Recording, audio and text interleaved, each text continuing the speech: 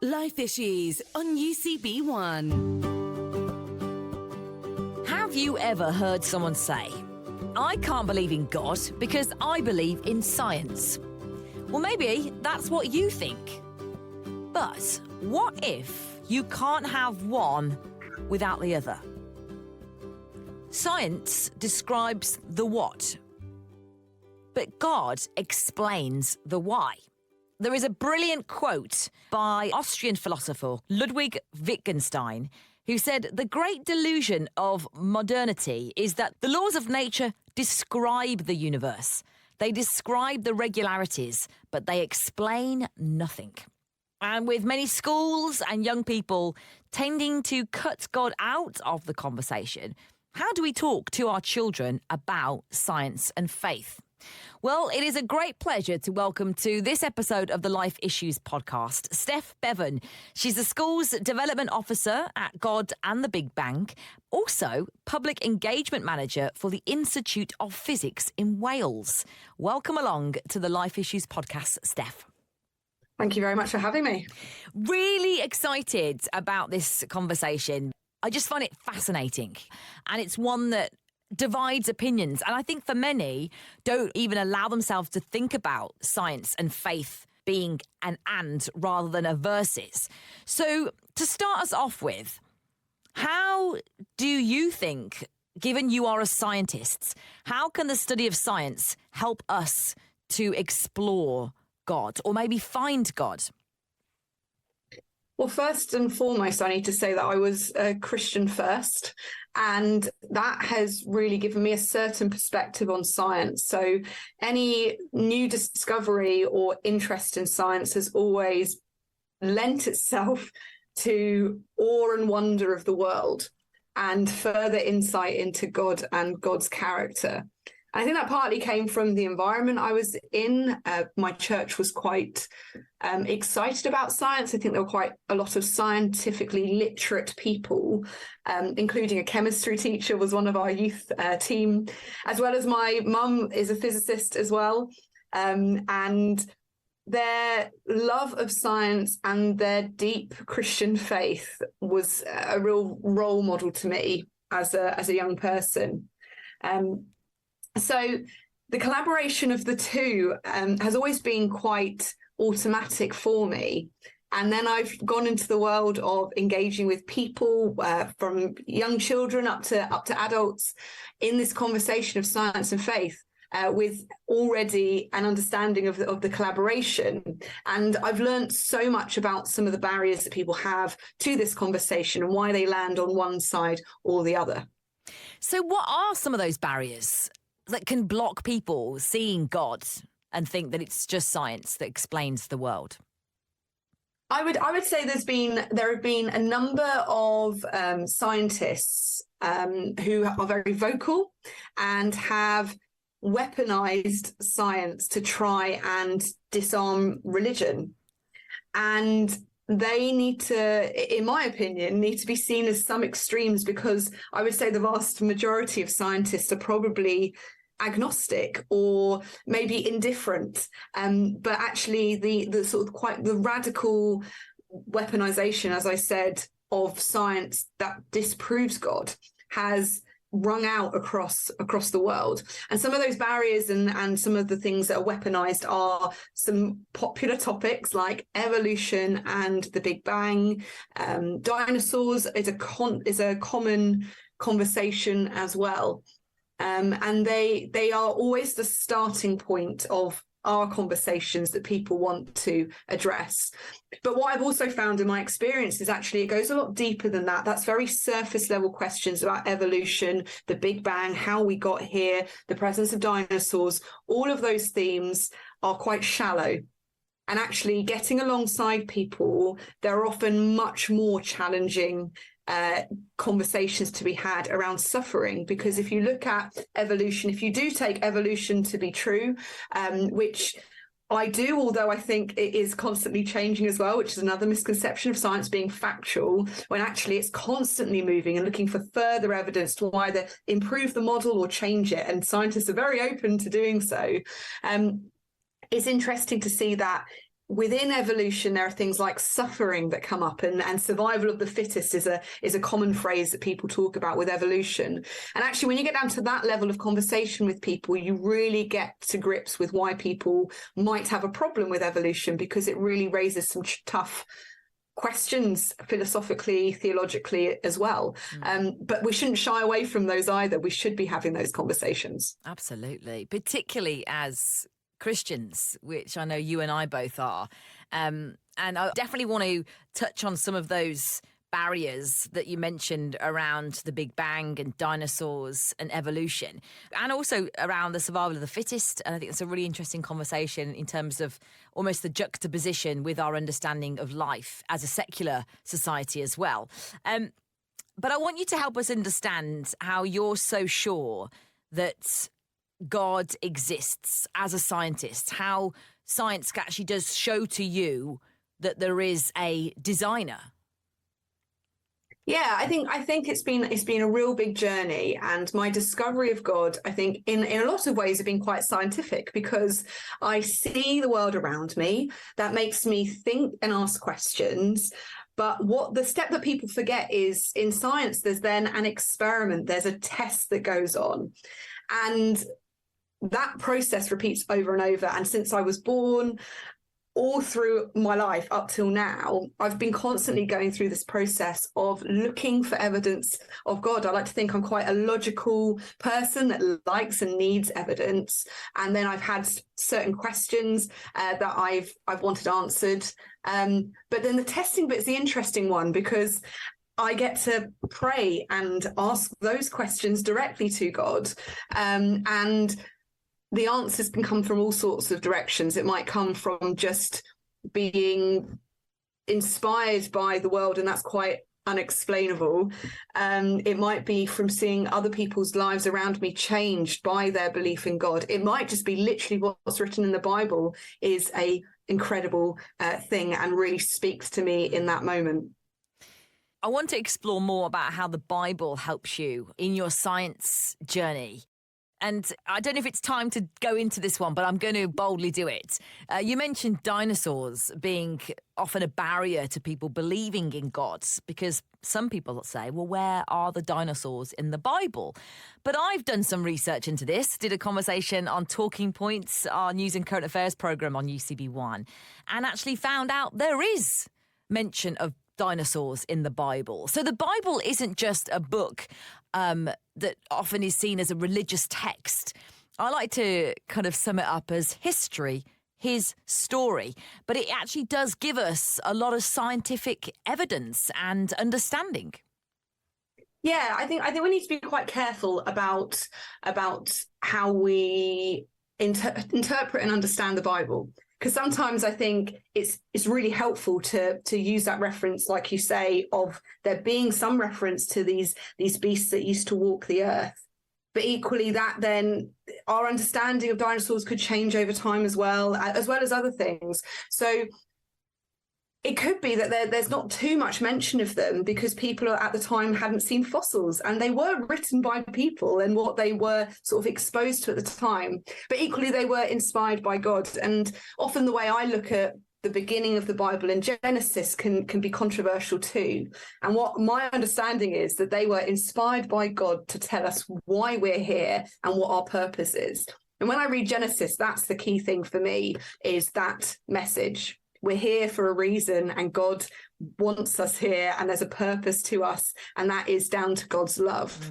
And everything else wrapped up in that is down to what they would have understood at the time and what they saw around them.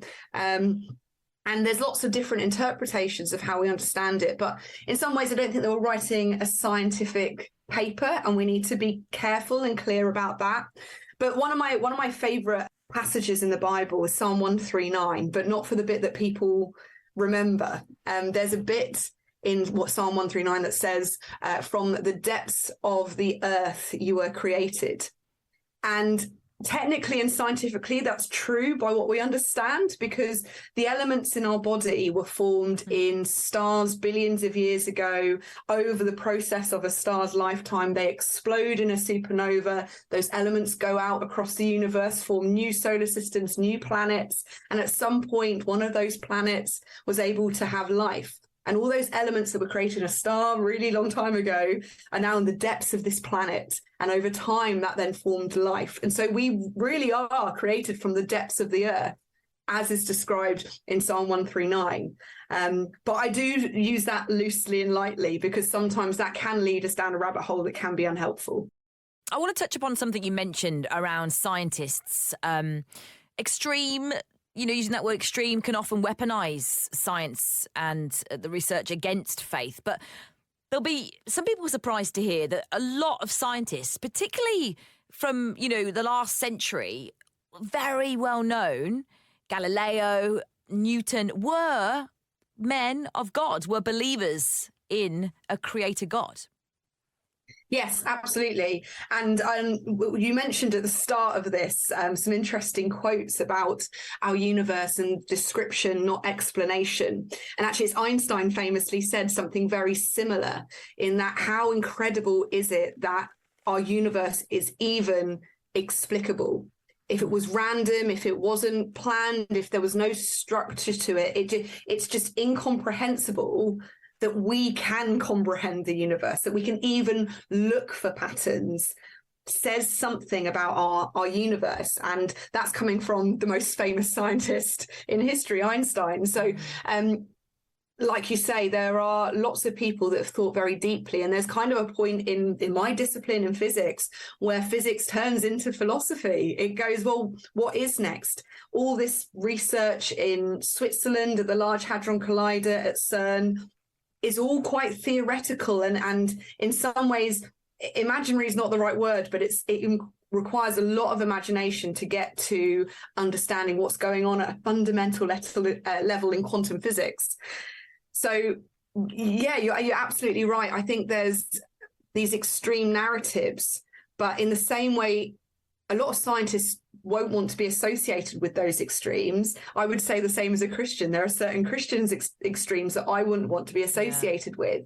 And actually, I would say the vast majority of scientists are maybe at least intrigued by the prospect, but may not have landed in one court or the other. And this is where something I know you're passionate about, we can encourage an overlap when it comes to topics of conversation. We often like to, when we're talking about science, faith, different subjects actually in general, we like it to be black and white.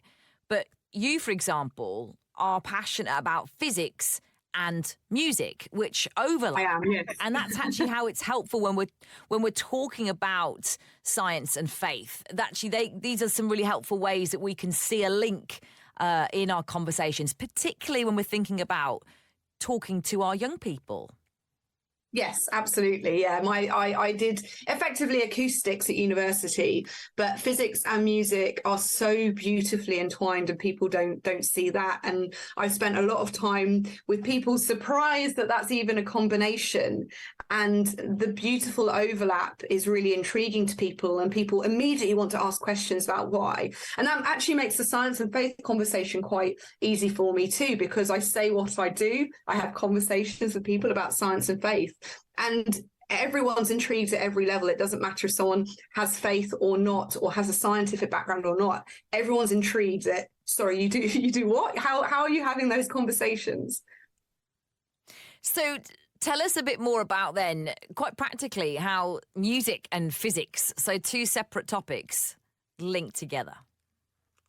Or beautifully overlap, to use your phrase. They beautifully overlap.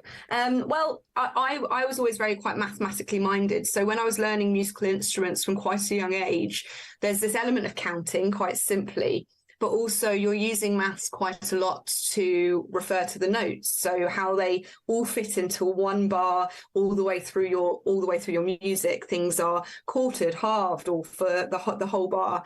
So there's an element of that there. But there was there are other things like musical instruments, and you can use engineering to design a violin or a flute, which is my instrument, and the physics and how they make sound and how you can be creative in putting those sounds together is really interesting to me. And you can synthesize those using computer programming, which is another whole area you can go into. But there's something very different about how we engage with music as well. So there's some neuroscience that goes in there. There's arguments that other animals do music as well. We talk about bird song. There's questions around whether that is true or not. But there is something very special and something interesting about music that science can go towards explaining, but we haven't quite put our finger on why humanity seemed to unite around this excess ability to make music and be creative and share stories.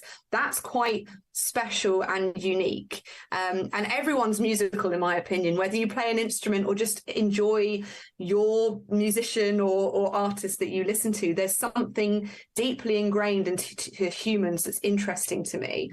And like I said, physics can explain part of that. Physics can create a narrative within that, but it can't quite do something. And again, it's a bit like science and faith. We've got faith is interesting and we can use science to explore that. It doesn't then define faith. It can't quite reach the final answer, but it can do something to enhance and improve and celebrate each other and work well together. It's so interesting. I've never thought about it like that before. I know another area that science struggles to quantify, and something that resonates with every single one of us, and arguably we know we're designed for, is love. Science cannot quantify love and need. It's quite an interesting area, because I know it's something that we are trying to research. We want to get to the depths of it, and hormones play a part. Our brains play a part in that as well, and how we sort of, this is really not my area of expertise, but how it's all wired together and changes, and how our brains are really incredible to even try to understand. And there's levels where we can start to describe why you might be emotionally feeling one way or another. And sometimes that can even challenge what we understand of faith, and it will do, because it might challenge, well, I'm feeling God's presence right now, and is there something scientific that might debunk that or make it different? That's a scary prospect. But going back to what I was saying moments ago, there's still so much that science doesn't understand, and I don't think ever will be able to. So I think it's an incredible tool. On the most part, will be supportive of faith, but there are some challenges, and I don't think we should be scared of those. I think they should be at the forefront of some of our conversations. Because if we're not challenging our faith, if we're not exploring that, I think that leaves our faith on sort of uncertain grounds. And by ignoring things, that can make our faith and what we're grounded in weaker.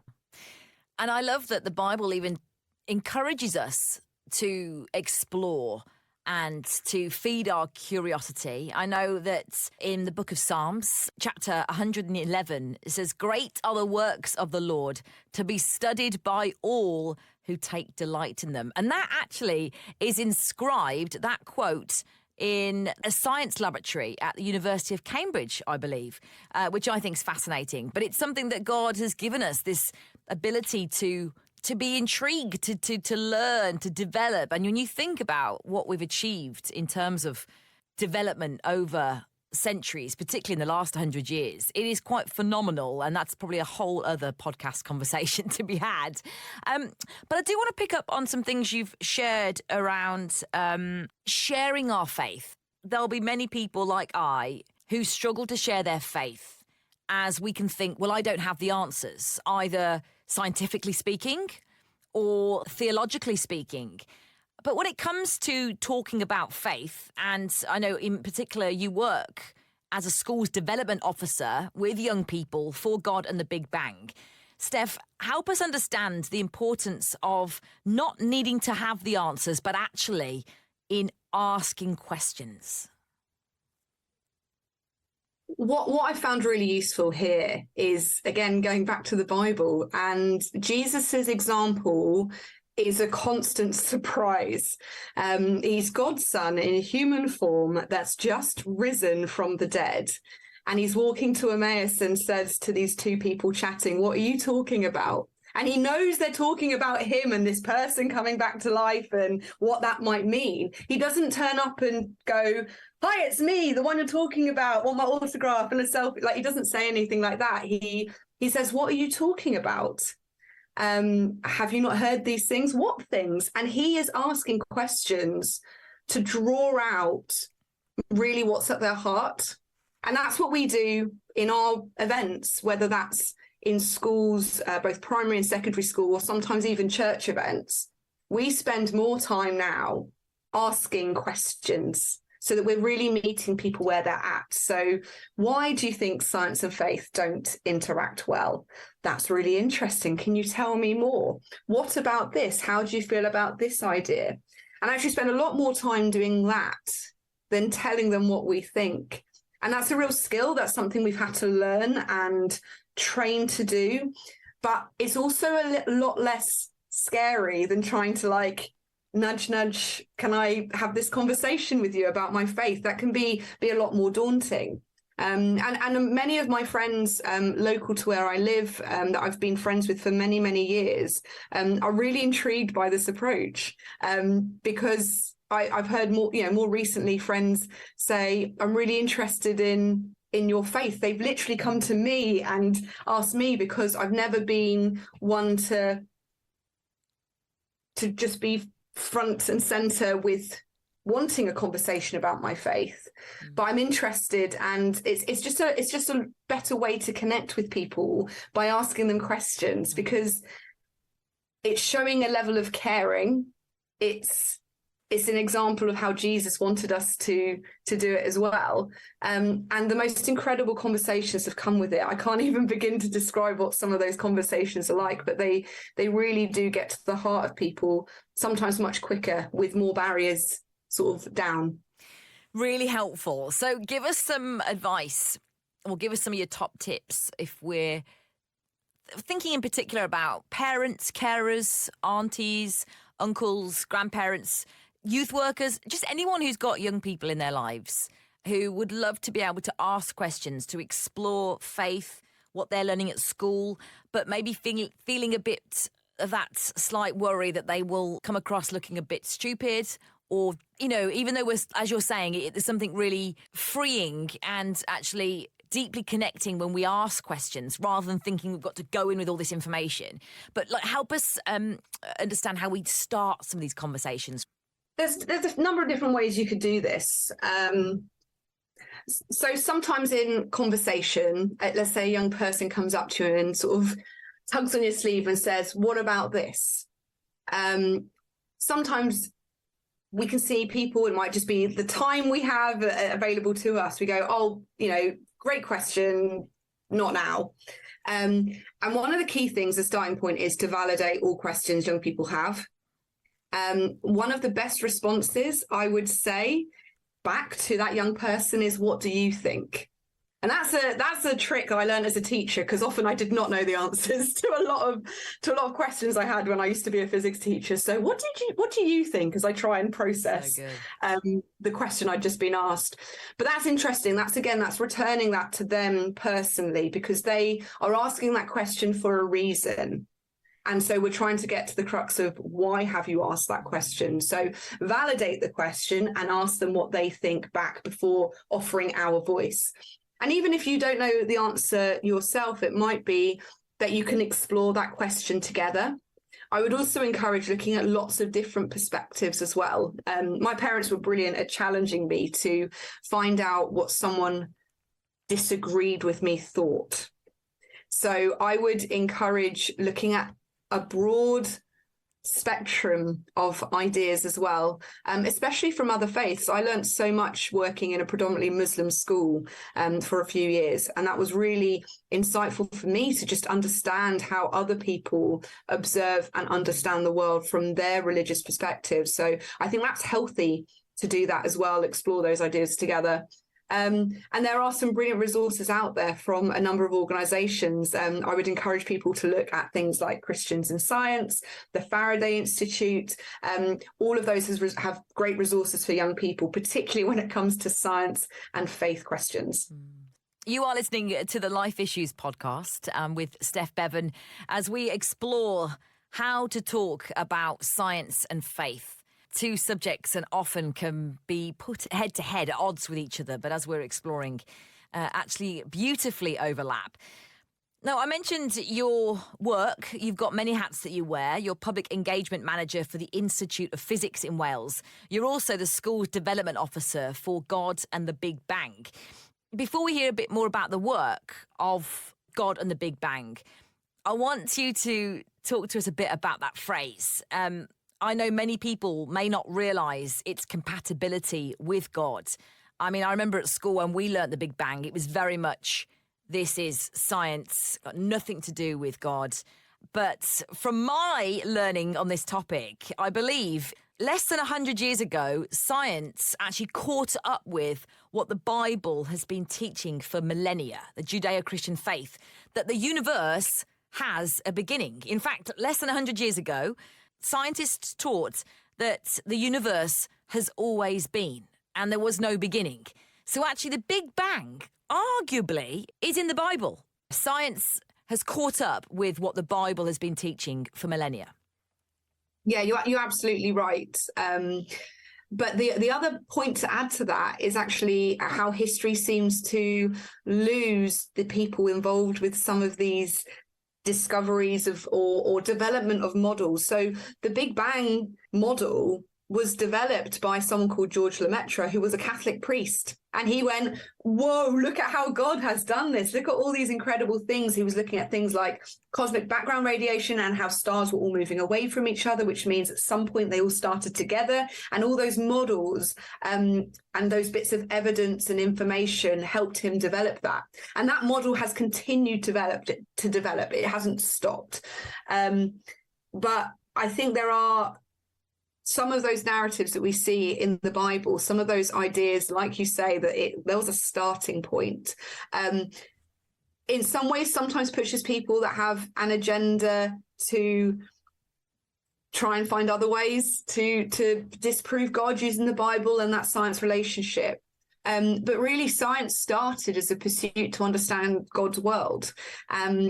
So science used to be referred to as natural philosophy, and it was a way of trying to look at the world and understand the meaning behind it. And that has turned into the tools we use to try and understand the world. It's turned into all the technologies and medicine and these incredible things that help us in our lives and actually improve society. Has all started from a very religious and spiritual starting point. And I am careful to say, to use the reference that you've given sometimes, that the Bible had taught this for a very long time, because arguably it taught that there were 6 days for a very long time. And some people now find that unhelpful and use it as different messaging and have changed that. But we have God's world in front of us and we have the Bible in front of us, and both are created by God. So the error in it is normally going to be me trying to work out how to put those two bits together. So then on that point, when people argue, well, because Genesis says that the world was created in 6 days and then God rested, and then what's taught now is that the universe is billions of years old. As a scientist Christian, how do you've already alluded to this with the fact that the Bible isn't a science textbook. That's a great question that might come up for a young person, for example. I know it was taught at my school. So when a young person asks, well, how can the world be created in 6 days, as the Bible says, when in fact science has a hypothesis that is widely recognised that it's 13.5 billion years old? Yeah, I always start by actually looking at the Bible, because often in school we're taught these are the 6 days in this order, and a Bible is never picked up. And if you actually pick it up, the first sentence is, in the beginning, God created. And that sentence is so powerful to me, because the fact that we have a beginning is scientifically interesting. Because before the Big Bang, is also still going on and is still going to be after our universe. It's really hard to get your head round that, but time actually started within the Big Bang and all the laws of physics kind of initiating. And so whatever was before the Big Bang is still now and is outside of time. And for me, that's quite a nice description of God in some loose scientific way, that God is outside of time and is beyond our understanding of this universe. And then also, when you look at science and you look at what the Big Bang is showing us of the expansion of our universe and the abundance of what's there, and energy condensing into particles and stars becoming factories of elements being created over billions and billions of years, the effort put into that process, the energy required from 13.9 billion years ago until now, and the uniqueness of who I am as a human being. Wow. If there's God behind that, if God, in the beginning, God created, and that's how he did it, how incredible. So when I look at those things together, although they might not immediately parallel, I see the creation story in the Bible telling us that God did it. And if you actually look at it in the original Hebrew, it is set out in sort of this repeating prose, which nowadays, if I look at that in my own language, looks like a poem, like poetry.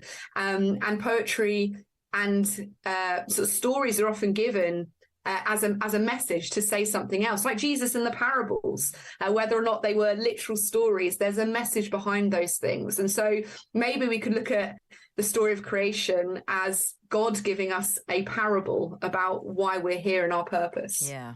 The why and the what, rather than describing exactly how, the detail. I think that's so helpful. So tell us a bit more about the work then that you do as a school's development officer for God and the Big Bang. We've touched upon how the Big Bang beautifully overlaps with God and the teachings of the Bible. So tell us about the work that you're doing, particularly within schools. We work with primary and secondary schools predominantly, and we also work with teachers as well to look at some of these challenging topics that they might be approaching and developing into their schemes of work and their curriculum. And we tend to start the day opening up the conversation in any setting that we're in and looking at some of the preconceived ideas we might have.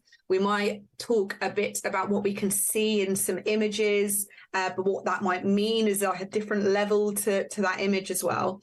And then we tend to break out into 2 or 3 separate workshops, often in different scientific disciplines. So I'm a physicist and I tend to do the Big Bang, and some of my colleagues might do something about evolution and have more of a biology specialism. And at primary tend to focus on looking for clues and acting sort of like detectives, using science to explore God's world. But secondary school, we've had some interesting developments now where we do a series of workshops looking at scientific methods and also the overlap of that into faith methods we have to find out more about God. So I do a workshop about evidence, because we always get young people asking for more evidence of God. Can you prove God exists? And so we unpack that looking at a scientific example. How much proof do you need that this is going to happen? And slowly they're like, oh, I just need this much, or maybe a bit more here. How much can you take out of your structure of evidence to believe something will happen scientifically? And we explore that. And then we actually turn that into, well, how does your faith journey do that? So whether you believe in God now or not, where you are, there might be evidence in front of you. You might not see any at all. And so we use that tool of looking for things, thinking about them, and then actioning it as a way to explore any worldview. You can go and look for evidence, but actually a lot of people are not looking for evidence. They're not actually actively looking. So if there is a God, that's quite an important thing to at least try and look for. If there is any evidence, what does that evidence mean for you? There are some funny conversations that come out of that, though. So I will ask, well, what evidence do you need that there's God? And they might say, oh, God walks into the room and says they're God. And I went, oh, okay. So I'll like walk into the room and go, hi, I'm God. And they're like, oh, no, you're not. And I'm like, well, you literally just said that would be your evidence. And so obviously that's a silly example, but it gets down to a point of, would you ever believe there's God, even if there's all the evidence right in front of you? And that's then the challenge to these young people. What amount of evidence do you need to believe in God? And there are other workshops as well. We look at things like our call to action and our purpose. We look at curiosity and limits to curiosity. There's a bit of ethics in there. And right at the end of the day, having done all these activities with young people, we have a question and answer session. And the depth of these questions are just phenomenal. Evidence of God is always there, but really personal questions that young people feel comfortable enough within the environment we've created over the course of the day to really probe. But there's a sensitivity to how they're able to ask those questions. And they're often really at the heart of why they do or don't believe in God. They really want answers from us. And often we can't provide them, but we then use those strategies of, do you know what? I completely understand why that's a problem because I struggle with that too.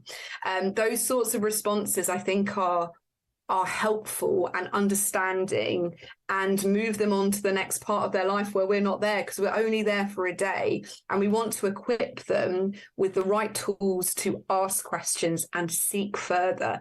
And there's only so much we can do in the short time span we're with those young people. This makes me think of a recent Life Issues podcast as we explored faith. Often we think that the opposite of faith is doubt, where actually doubt partners faith. Without doubt, you can't really have faith because the opposite of faith is certainty. But that's another Life Issues episode. Well, you've touched upon there something that I did want to draw out in this conversation around misinformation and fake news, which we know is a huge issue in today's society. You know, we've got information coming at us from all platforms. I mean, a phone shouldn't be called a phone, in my opinion. A lifestyle device is, or just a mini computer, because when we've got access to the internet through our smartphones, we've got access to limitless information that isn't always accurate. But you talked about there, when you're doing these sessions, encouraging young people to look for evidence, which they don't often do without that nudge or challenge to, I suppose. So what you've shared actually links in with identifying misinformation around science and faith, but actually truth in general in all aspects of life. So how are you dealing with the challenges that we're facing when it comes to fake news, disinformation, particularly around your work with science and faith? For me personally, I think it's very important that we listen regardless of people's viewpoints and what information they've had or have explored up to the point that they interact with you. Because there is so much division, people sit in their silos, and we can be such a good example of Christian people by listening to whatever people's viewpoints are, whether you agree with them or not. And there are plenty of conspiracy theories out there that we can laugh and mock at.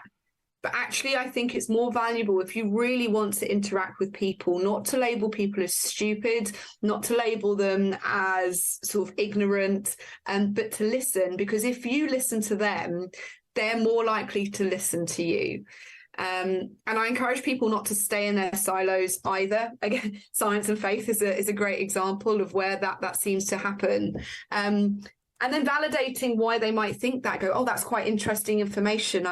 Where have you heard that? I've not heard that before. Or have you heard about this idea? And it's about drawing people out of their safety box, whether they're on your wavelength or not. I really love challenging Christians when I'm in schools about, so that they're not comfortable in their space, and that they really think deeper about what they believe.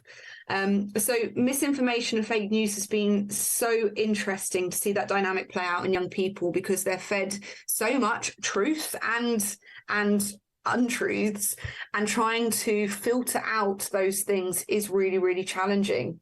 And I think we as adults, as parents, as sort of community leaders, as those responsible in community, we need to be very careful about how we have conversations with young people. I think we need to show tolerance and love. We can stand firm in our ideas, but also show interest and intrigue in different ideas, because I think that's the best way to safety net young people from more radical views that could be unhelpful. And I think it helps us not to fear as well when we listen.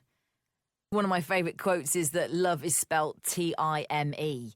You know, really just having that time with someone, intentionally listening to their concerns, their thoughts, even if it's so radical from what you believe. We're all people seeking. Check out the work of God and the Big Bang. They've got a brilliant website, GATBB, godandthebigbang.co.uk. But Steph Bevan, Schools Development Officer and also Public Engagement Manager for the Institute of Physics in Wales, thank you so much for joining us. You've been listening to the UCB Life Issues podcast, and a special thank you to Rachel Gillies, who helped produce this week's episode.